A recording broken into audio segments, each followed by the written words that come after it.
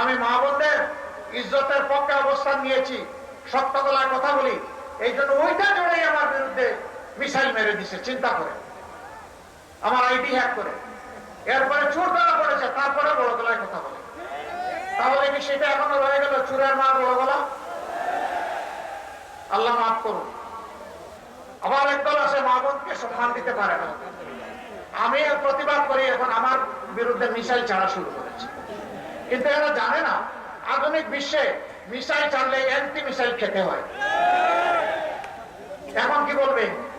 চোর তো ধরা পড়েছে, ডাকাত তো ধরা পড়েছে, এখন ডাকাতের পক্ষ নিয়ে বলতেছে ওরে ছেড়ে দাও।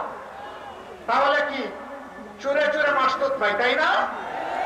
হাতে হাত মিলিয়ে আমার চরিত্র আনো, ঠিক আছে আমি সবর করলাম, তোমাদেরকে মাফ করে দিলাম, যাও, এ নিয়ে আর কথা বলবো না, শেষ। আল্লাহ তোমাদেরকে মাফ করুন।